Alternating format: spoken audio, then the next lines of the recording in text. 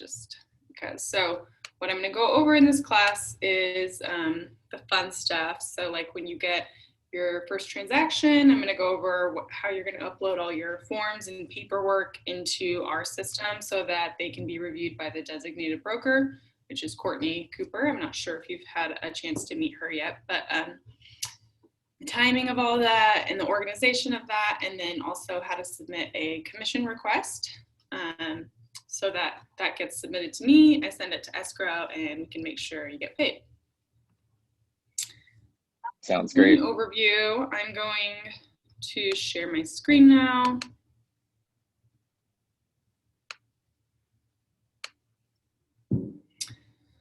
Okay.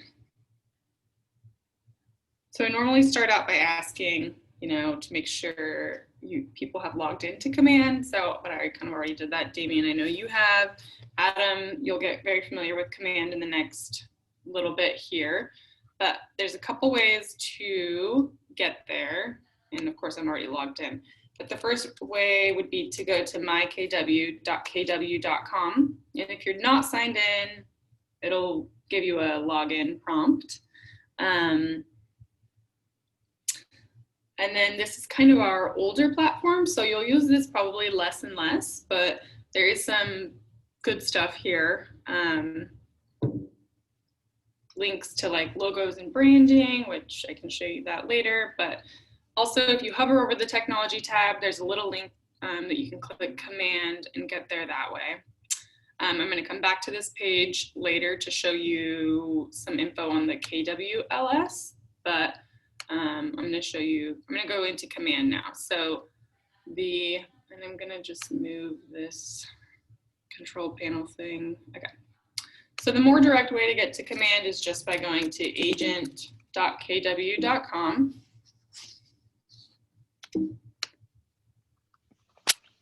This is what I had pulled up. So this is the main login screen. Your logins, which you'll get once you complete the Scott Leroy marketing stuff, will be the same for both MyKW and Command. So mine's already in there. I'm just going to click sign in. And this is what it looks like. I'm just going to go over a couple things on this dashboard that I like to point out.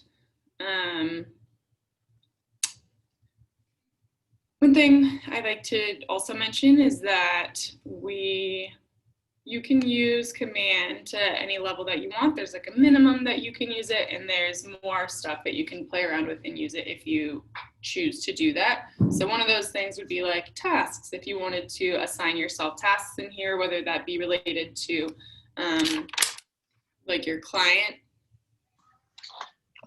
management, or if you wanted it, if it was like based on your transaction, like if you wanted to set yourself a task to, I don't know, schedule a pre-inspection on whatever, you can use that ability as well. Then we scroll down a little bit. We have goals versus actuals. So there's a place in Command here where you can enter your goals that you have for the year. And then based on whatever you have closed in Command, which you have to enter your closings in there anyways, it'll tell you where you're at with those goals. It tells you like the health of your database down here, and that the health of your database would be like if you just have a phone number, you just have an email, whereas a contact with more information would be a healthier contact if they've downloaded your app, etc. And then on the right side, and I think you can rearrange some of your homepage as well, but you'll see design updates. So Kara teaches tech, Kara and Sierra from the downtown office teach tech classes on Thursdays. One of the things that they teach is designs, which is kind of our Keller Williams version of Canva, so to speak. And you can go in there and make listing flyers, open house flyers, if we were doing those, social media posts, etc. So if there's any new stuff, you'll see updates here. So for example, you might see like a Thanksgiving design or something like that in November. Just below that, you'll see product updates. So If I rewind a little bit, so real estate agents get sold all sorts of products all the time, and which you're probably already getting those sales calls, or not quite active yet. So anyway, you'll get those soon. Soon enough. Yeah, we had a lot of like bolt-on technologies, what Gary Keller calls or refers to it as. So you'll be like, you get sold this for your CRM and this for, advertising, or this for farming. Got it. All this other stuff. So his idea to create this was to have just one proprietary thing that was a low cost to agents, and it was all in one place, and it was all connected, and also so that the agent remains the owner of the data. Okay, so that was the whole vision.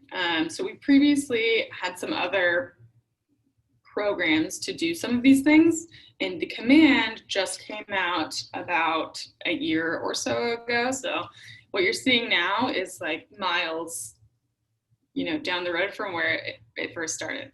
So which brings me to my point of, I do actually like to check out product updates once in a while because it's so frequent.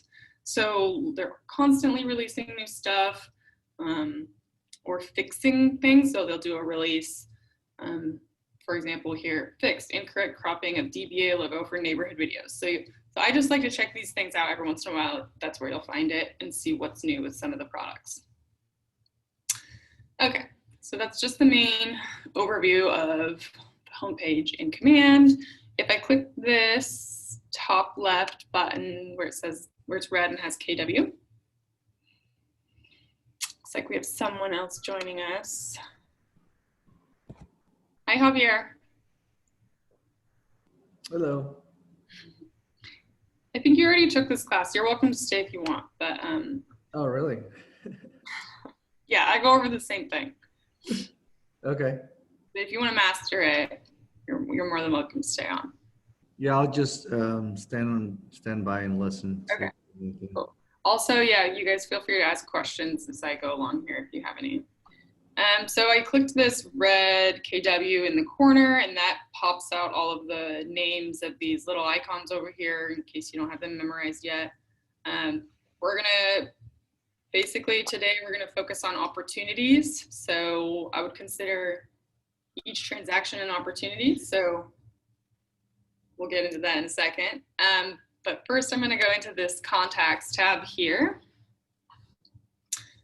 So I believe Tim probably would have sent you guys a spreadsheet that you can start dumping your database into, or your sphere. Do you guys know what I'm talking about? Yeah. Okay, perfect.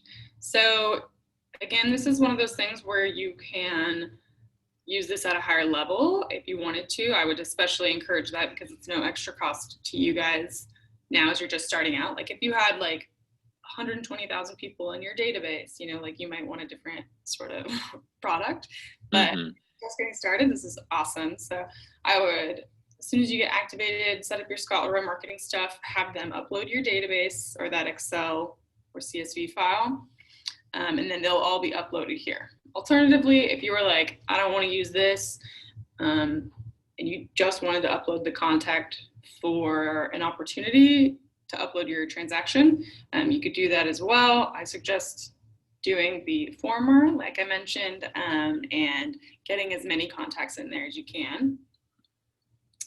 The purpose of this is, there's lots of stuff you can do here, different tags that you can do, and setting up campaigns and all that sort of stuff is more of what Kara and Sierra go over in the Tech Thursday classes. The purpose of this is that I have to attach a contact to an opportunity or a transaction. So that's why I like to go in here first. Otherwise, if I go to create an opportunity and I don't have a contact, then I'll have to go back into contacts and add that person. So the first thing I'm going to do, usually in Command, if you're like, how do I get started in the screen, it's usually a blue button. So the first thing I'm going to do is add a contact. And anything in Command, if there's an asterisk or it's red, that will be a required field. And you can see here, there's not a ton of required fields. You can add more information if you have it or less if you don't. Obviously, if you're if you want to use this as a high level CRM, the more information, the better. But I'm just gonna enter the name. If you had an email and phone number and you wanted to enter that, that's perfect. This owner part is where that would probably only apply if you were like on a team. So this would be the owner of the, like I'm the only option because I'm not on a team. But if you were on a team, this would be the owner of the contact. I'm gonna mark this person as a lead. You can use tags like, let's say you met this person at an open house. You could tag that if you wanted to. And that's going to come in handy later if you were like sorting through your contacts and wanted to send all of your open house leads a follow-up email, for example. There's an option to add more information here, but I'm just going to click this blue button and say create, just for simplicity's sake. All right, so now this person that I added is in my contacts. I can search for her if I wanted. She'd pop up. There she is. Okay. I'm gonna click this red button again so that I can see the names here and find out which one's opportunities. I'm gonna go in there now. And this is what the opportunities page looks like.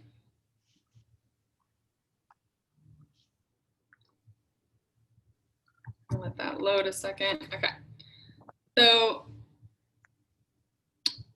the main page, I'm going to see an overview of all the listing opportunities I have and what stage they're in. There's stages and phases, and I might have just butchered that. But as you move on, so it's separated by listings, buyers, and then there's also leases down here, which you'll likely probably not use. But as I move an opportunity along in a transaction, the more likely it is to close. So you can see over here, GCI, which is gross commission income. You can see that my potential income is $9,000, but based on where all of my listing opportunities are at, my probable income is only 630. So that's just based on the fact that I have them all in Cultivate. So if one was under contract, that's going to be a lot more likely to close than one that I don't even have a listing agreement for. Same thing with buyers. You can see I had 2 opportunities in Cultivate, 1 at appointment, 9 active, and my potential income is 156,000, but my probable income based on where these buyers are at is 99,000. Interesting. This is all from me just teaching this class. So I wish that was my potential income for this month. Okay, so I'm gonna click create opportunity. And it's automatically going to populate some of this information. So my market center is North Seattle. I'm not on a team. If you were on a team, you could select that here. Opportunity type. If you had a listing opportunity, you would obviously select listing. When you do that, it's going to require me to attach a listing to it. And so in order for me to show you more, I'm going to select that it's a buyer instead. You'll also see landlord and tenant, which you probably won't use. Again, owner, that's just me. I don't know, for some reason for me, when I see owner, if it was a listing, I would think that was the seller's name. But anyway, it's automatically going to populate your name, so you shouldn't have to worry about that. This is where I'm going to select the client. And if I had not entered this contact into my contacts, I would have to go back out, go into contacts and add that person. But since I already did that, I can just search her name here and select that. Co-buyers, so if I had selected Maddie's husband if I had entered Maddie's husband into contacts, I could search him here and select him as the co-buyer. And I'm just gonna go through the prompts here. Opportunity name is another field with a red asterisk. It's automatically going to populate the name as the client or contact name, and then dash buyer because I have selected that it's a buyer opportunity. If this was a listing, you'll already know the address. So it's helpful for us on the back end if you put the address in here. And it was my favorite address, 1234 Main Street.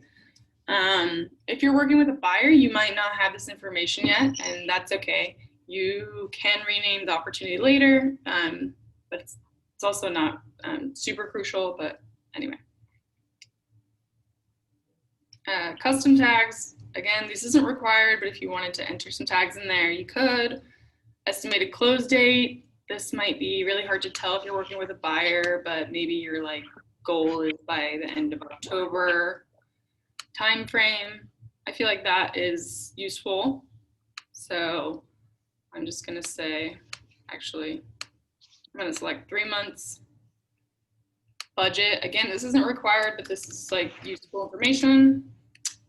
Also commission rate, if you're working with a buyer, you might not know yet, but I'm just gonna say 3 because that's common. That is required, I'm not sure why. And then it's gonna ask me to select a phase, and you'll wanna select the phase first because that changes the options for which stage it's in.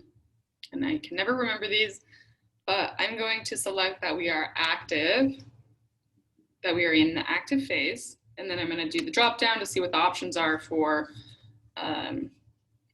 stage. And I'm going to select that we're in negotiations. And then that's the main information. And I'm going to go ahead and click the blue button again to create the opportunity. So this is what the opportunity looks like. Is the name up here. It says it's in my sales pipeline as an active buyer. The client or the contact is here, Maddie Bayer. If I click that, it would go back into contacts.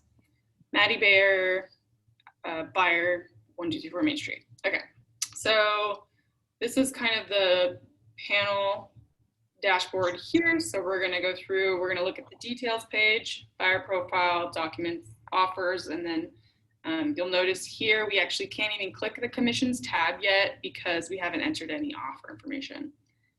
There's a notes tab and a timeline tab as well. And then also, if something were to happen, like, I don't know, Maddie's husband got a job in California and they're moving, you could also click over here and select lost opportunity so that you know that we're just archiving this, basically. Okay, so on the details page, it will just have general information. So on the left side, it's information for me about the buyer. You could enter if you have an appointment with them. If you get under contract, you can put the contract date in there because that's the important date to know as far as earnest money and that sort of stuff. Budget, if that changes, you can enter the financing type. So it's like conventional, or if they're using a VA loan or something. None of this stuff is going to be required, but it's just, for you if you want to add more info in there. And how you edit that is you click this little pencil in the top right corner, and I could add more information there. I'm going to say we got under contract on Tuesday. Save. Same thing with the description here. I've seen people use this like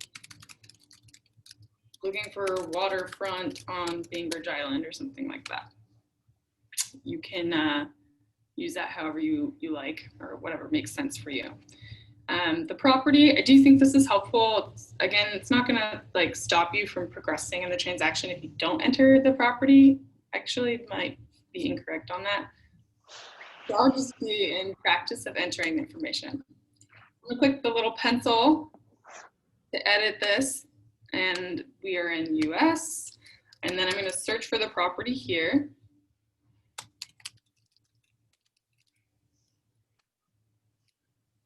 And then it kind of fills in the rest. And I'm just gonna click save and add that. All right, the next tab we're gonna go through is the buyer profile. Oh, just one more note on the details. For some reason, I think once you submit the commission, you can no longer edit this, and I don't know why. I think that might be the fact. Okay, buyer profile. So this is where I could see right here, if I had sent Maddie my KW consumer app, which Kara teaches the class on that as well, I would be able to see whether or not she had downloaded it. And that would be helpful because if I was working with a buyer, I would definitely want them to be using my app so that I can see the listings that they're looking at. And then I do also think either this is the current or it's on the way. You'll be able to communicate with them through the app, like, oh, the inspection was completed today, as far as transactional steps. Can I ask a question? Yeah. You said that we aren't really able to edit the general information when after submitting commission. Mm-hmm. I was able to open it. Okay, then forget I said that. Okay, great. There was something strange like that.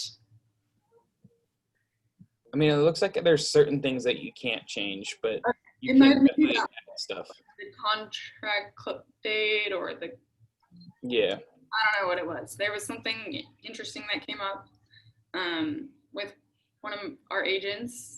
And anyway, so if that happens to you and you're like, I can't update this, but I need to change it for the commission or whatever, just reach out to me and we'll figure it out. Cool. Okay, so the guide, this is a new thing and I still haven't learned too much about this. So it just says guide not assigned. Clients must be associated with your app before your guide is available. So I think this is like what I was talking about, and I could be wrong, but I think this is like what I was talking about. Like if they have the app, you can communicate with them on the steps of where you're at in the transaction. So I'd have to test that out, or maybe Kara knows more about that. I'm going to go ahead and go next to the Documents tab. And this is where you are going to upload all of your forms and contract documents to submit them for review by Courtney, the designated broker. If you're working with a buyer, I would go ahead and get this stuff started as soon as you have like a buyer agency agreement signed or they sign the Keller Williams buyer disclosures. That way you're doing things as you go along in the transaction and you're not like, oh my gosh, we have mutual and you have, so you're not in a panic to get everything done. If you do it as you go along in the transaction, it'll be more organized when you get mutual. So the first thing that I'm going to do is click this drop down where it says pick checklist type. And you'll see there's a bunch of things listed here, vacant land purchase, all these things with caps locks and in parentheses afterward it says do not use. These are being completed and hopefully we'll see those soon. But for now, no matter what kind of purchase you're doing, just click residential, the only option that you have that doesn't say do not use in parentheses after it. So I'm going to click residential. And then it uploads these 3 folders basically: consultation folder, under contract folder, and closed folder. So the first one is this blue, it's highlighted in blue, is the consultation. I'm just gonna move that. Folder, and there's actually only 2 items in this folder. So I can't scroll down anymore because it's just, you're gonna have this list basically. One is the KW buyer disclosure, and one is the buyer agency agreement. You'll see that underneath the buyer disclosure, it says that this one is required. You have to do that for compliance, but you'll see underneath the buyer agency agreement, it'll say conditionally required. So that's only if you use that. Not every agent uses a buyer agency agreement, or even if you do, you might not use it with every single client. So if you use one, go ahead and upload it. If you don't, then it's not going to be required because it's not a required file. Okay, so if I was working with a buyer, I'd get these buyer disclosures signed as early as possible. You will likely send everything through Transaction Desk, which is through the Northwest Multiple Listing Service. They have lots of classes on how to use that. And you'll get e-signatures that way. Super easy. Then I would go ahead and download those things to a folder on my computer. And then I need to browse whatever files to, I'm just gonna select a random file, but this would be, I would probably put Bayer 1234 Main Street in a file on my computer. And then I'm going to find the buyer disclosure for this client, upload it here, and then I have to click this blue button that says assign. So now the status of this one says uploaded, and you can see the name of it over here. I picked a random file on my computer, so yours will probably be, named something that makes sense. That is actually the only required file in the consultation folder. So actually, once I have that uploaded, I can go ahead and just click submit to MC. So you have to click this submit button in order for that to be pushed through to Courtney and put in her to review list, basically. All right, the next folder is the under contract folder, and you can see this one's a bit longer. The first one that you're gonna have is a purchase and sale agreement. Okay, so one thing I wanna point out is, so I'm just gonna click to the closed folder really quick. You'll see that the Form 17 signed by both the buyer and the seller is required. Sometimes people get confused because they'll throw that together with the purchase and sale agreement, but I think as a practice, they want you to keep that separate because the Form 17 is a disclosure, whereas the purchase and sale agreement is a contract. So just note that if you need to separate stuff out, I would just do that by printing to PDF. Okay, so the first thing that I would have is the purchase and sale agreement. So once you submit an offer and the seller agrees to it and you have it all signed around, you'll want to upload the completely executed contract. So that means you have all the buyer signatures and all the seller signatures. So I'm going to click add file.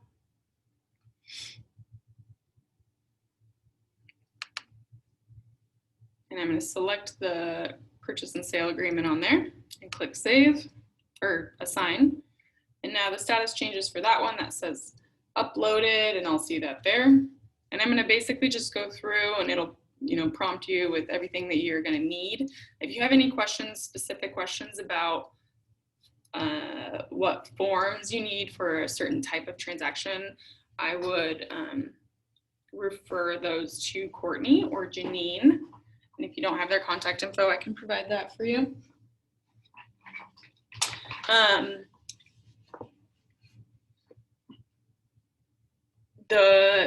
It'll be even more streamlined once we have all those checklists done. So for example, if it's like an estate sale or something, you might not have a Form 17, or there's certain exceptions to certain types of transactions. So if you have questions about that, just again, ask Courtney Cooper. You'll see over here, the consultation folder has this status that it's been submitted, because I did go ahead and submit that. And then once I upload something to the under contract folder, it changes to open. So this is like my reminder to myself that I have stuff to complete in here and it has not been submitted for review. The consultation and the under contract folder, you should have everything you need within 48 hours of mutual acceptance. So that's like the seller has agreed to the contract and it's all executed. And so within 48 hours, I should have purchase and sale agreement, mutual acceptance email, PDF of the agent detail sheet. Anything that you might not have within 48 hours of mutual is going to go in the closed folder. As a DOL compliance guideline, we need to have the consultation and under contract folders submitted within 48 hours of mutual. So I'm just going to go through and add these last two required files, which would be the agent detail sheet and the mutual acceptance email. And that's literally going to be like a PDF that you print of the email that's like, we have mutual. Okay, so once I have all those uploaded, don't forget you have to click the blue button that says submit to MC twice, click submit twice, and then now I can see both my consultation and my under contract folder have been submitted for compliance review. That goes over to Courtney, and she'll have a look at that. And then I always like to remind people, so if you're in the middle of a transaction, come back in here and have a look and see if Courtney's sent you any messages. I'm going to show you what that looks like in a minute, just to be on the lookout. So, you know, if anything's missing or you forgot initials on something, you can get that corrected before closing. The last folder is the closed folder. So these are some items that you might not have within 48 hours of mutual acceptance. Form 17 signed by buyer and seller, earnest money deposit receipt from escrow. Definitely get these things in here, or, you know, as soon as possible. Again, so you're not scrambling, you know, at closing. And the reason for that is once we get checks, so how it works is when funds usually get dispersed a day after closing, then the checks come here and I'm going to have a look at your file, and if it's good to go, then we'll release your check. And if there's something wrong with the file, then for compliance purposes we might hold the check, and we never want to do that. So just be checking in here to make sure everything's good with your file so that we can get you paid on time. So that's pretty much it. If you have any issues or you forget something when you do get to a transaction, just reach out to myself or Courtney. And you can see there's additional, these are all optional slots because different transactions might have other addendum that you may or may not have in there.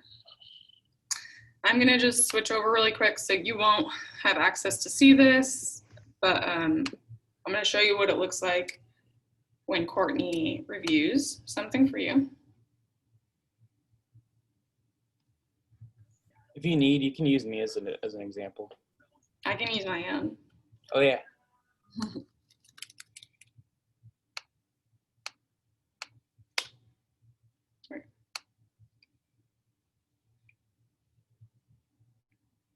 I won't reject your file, Damien. Oh, please no.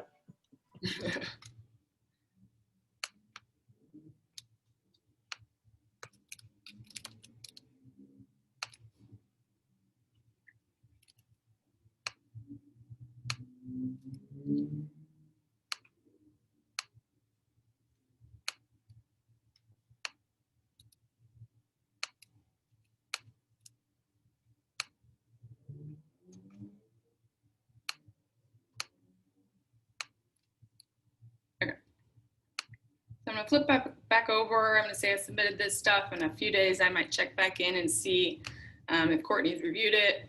I think you do get a little bell alert thing here. It's not always super obvious. So I would just make it a practice to check back in on your file and see if Courtney's reviewed it and any notes that she might have. So I'm back in the opportunities page here. I'm gonna click all opportunities. I can't search by address because I use the same one every time, but I'm going to search by contact. And that's how I'm going to get back into the opportunity that we were just in. So I'm going to click back at the documents tab. And now I can see here that my consultation folder was returned. My under contract folder was approved and good to go.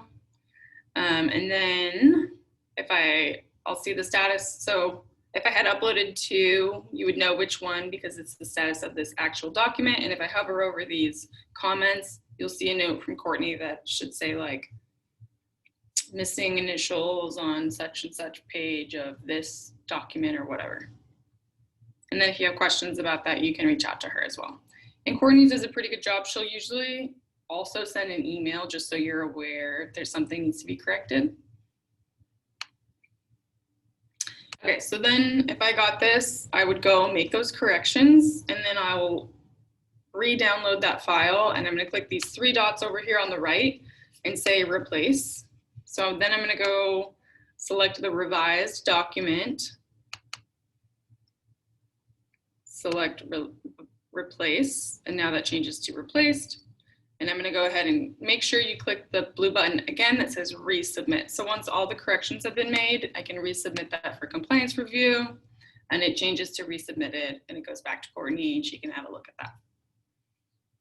All right, so that's basically the documents and compliance part of that. The next step I'm going to go to is the offers tab. So again, until I enter the offer information, I can't submit my commission request. So I'm going to click add new offer. I'm just going to leave it as whatever it populates, initial offer. If you wanted to name it something else, you could. So these are the 4 pieces to this. We're going to enter the details, the parties, the terms, and the agent analysis. Again, anything with an asterisk is required. Anything without, you don't have to enter. So I'm going to find the address.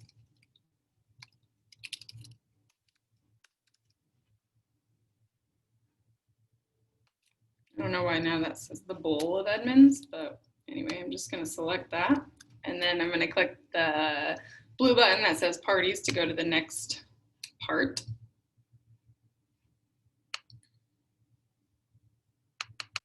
Okay, it doesn't like that.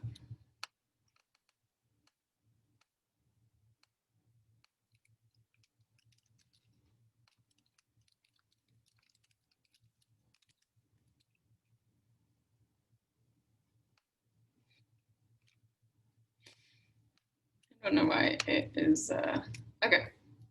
I don't know why that was suddenly populating as the Bowl of Edmonds, but anyway. You'll find the correct address that you are working on with your buyers. And then the next tab or portion of this is the parties. So on the left-hand side, it populates the buyer information because I'm working with the buyer, knows her name's Maddie, and all the required information on the buyer's side is already filled out. What I do need to enter is the seller's information. You don't have to enter email, phone number, etc. Representation, so the associate's name, so who was the listing agent, whatever. You know, that's all I have to enter. So I'm going to click terms to go to the next part. Cash, this would be what they're putting down for a down payment. Finance amount is obviously going to be the remainder to equal the total purchase price. If they were paying all cash, you would say $0 financed, all cash, etc. You don't have to enter this, but if you wanted to put the earnest money amount in there, you probably won't have option fees or termination options. So I'm just going to click next to go to agent analysis. Again, none of this is required, but if you wanted to, you could put the pros of this offer like all cash. These are just examples. Obviously, that didn't match what I just entered in the terms, but cons could be like, it depends on what, which side you're representing, but maybe if you were the seller, you'd be happy that they might have waived inspection. Anyway, I'm just gonna click save. And now I have this offer in here. If you're working with a buyer and you wanted to enter more than one information, or more than one, like if you wrote more than one offer for this buyer, you could put that in there. Or if you waited until you got under contract, that's fine too. And I would just enter the offer that was accepted. So I'm gonna go ahead and click accept. And now that we've done that and we've accepted an offer, the commission tab becomes available. So I'm gonna click that. Okay, this is automatically gonna populate with some information. If I hadn't entered a close date or a contract date, that's funny. We're gonna go under contract after we close. So this will obviously make more sense when you're entering it, but you could, if you needed to edit anything, just click edit general information. Again, I'm looking for this pencil. So this is where like if I had entered 3 at the beginning when I created the opportunity, but I'm actually, the seller's only paying 2.5 to the buyer's agent or something, you could edit that there. I'm gonna change it back to 3 for just math's sake. Contract date, you'd want to make sure that's as correct as possible. I'm gonna say 8/31, and we're gonna close on, or we're set to close. Okay, just kidding. I'm gonna change that to 8/1 because I don't think it's letting me close this or change this. Cannot change dates from an accepted offer.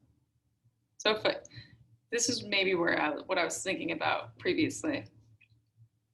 I can't change the close date here because that's the date that I left on the offer tab. So if you needed to edit that, you could go back in and do that. Anyway, those are important dates. So I'm going to pull this in basically as the MCA of the office, and I'll send the commission disbursement. And it's really important that I know when things are going to be closing. So if that was incorrect, I would go back and edit that. But I'm going to click Save Changes. Yeah, I'm actually going to need you to help me change that. I'm not able to close or change the closing date. I had it only at an estimation, and now I have a better idea of when it's actually going to take place. Because it's a short sale, so we have to go through a process, an added process. Will you send me an email so that I know where to connect with you on that? Okay, perfect. Totally. What did I have in there, like a September date? I put September 15th, but it's going to be more either September 30th or to the 15th of the following month. Okay. Just depends on when we get the approval letter for the short sale. Perfect. That's awesome. Good to know. All right. So that's the general information. On the right side is a summary. Payment information is down here. So I'll see that I'm getting 1 unit. My gross commission is going to be 15. Payment date, it says 8/29, but if you closed on 8/29, you would probably not get paid until 8/30. Just that's how escrow works. Then it goes down here and it takes up the royalty, which is the 6% to Keller Williams International, and then the company commission, which is the 70-30 split with Keller Williams North Seattle. And then there's a summary of that over here. What I like to remind agents is that this isn't always current. So if you're already paid in and you're like, I think I'm capped, but it's not reflecting that, when I pull it into my system, it'll know where you're at. And if you ever have questions about that, the best practice is just to ask me where you're at with your split, and I can get you that information. They're working on that being more real time, so in the future that should be more accurate. If you are working with another agent, you could add an agent here, in which case you would need to reduce the amount of commission that you're receiving so that you can allocate the correct amount of commission that they're receiving there. Another thing that might pop up is, I'm going to click Edit. And this is where you'll see add items. So this is maybe more likely than, I don't know. So if I had a deduction, maybe it was like, I'm paying for the home warranty. You could enter that information there.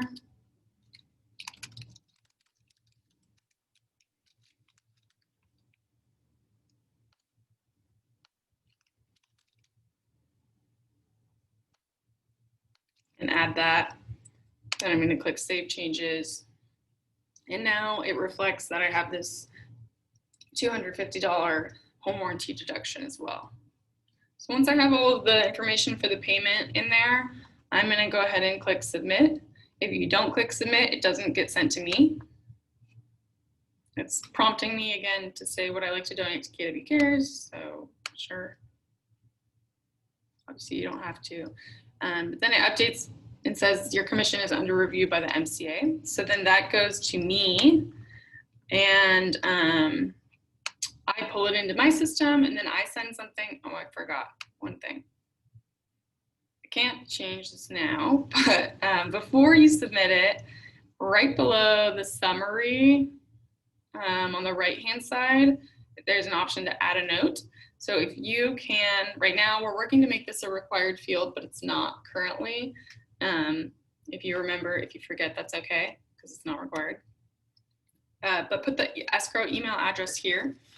That's helpful for me so I know who to send the commission disbursement to. So, yeah, if Stephanie Aguilar at Chicago Title or whatever. I can also usually find it on the purchase and sale agreement, but not always. So if you remember that, it's helpful. If you forget, it's no big deal. I'll just ping you for that. Or like in Damien's case, when we couldn't track down the email address, that's okay too. Okay, so then I send something that looks like this to escrow, and it says the amount that goes to Keller Williams, the amount that goes to the agent, and then I also take out business and occupation tax, which is 1.9%. Once I pull this into my system and I send it to escrow, you can't make any edits on here. I don't think it'll let you, but like say you did an inspection or you got a low appraisal or something, came back weird and the purchase price changed. In order for me to edit the commission disbursement, just send me an email and I'll send a revision. It happens all the time. Just that some people think they go in here and make changes and they think that I'm like seeing those changes and I don't see that. So if you need a change, just reach out to me and I'll take care of that for you. Like Damien too, it's also super helpful when so at the end of the month, I close all the books. So I have lots of closings between like now and Monday. So I'm going to be going through and looking at my projected and saying, hey, is this still slated to close Monday? Is this still set to close? So, I mean, if you forget, it's not a big deal, but I'll bug you usually because I need to know what's closing this month and what's getting pushed to September. So as you have closing updates, it's super helpful for me to know. But I know you guys have lots of stuff going on when you're in the middle of a transaction. So if you forget, I'm just going to bug you. Okay, so now I'm going to go back really quickly to this My KW page.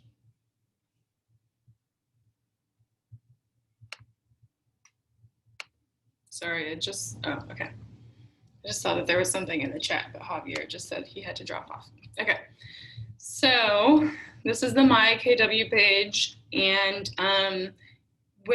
there's one more thing I'm going to show you to do when you have a listing. So the Northwest Multiple Listing Service, for whatever reason, won't let us communicate directly to some certain websites. So there's an additional step that you'll want to take when you have a listing. So we're going to go to mykw.kw.com. I'm going to hover over this technology tab and I'm going to click KWLS.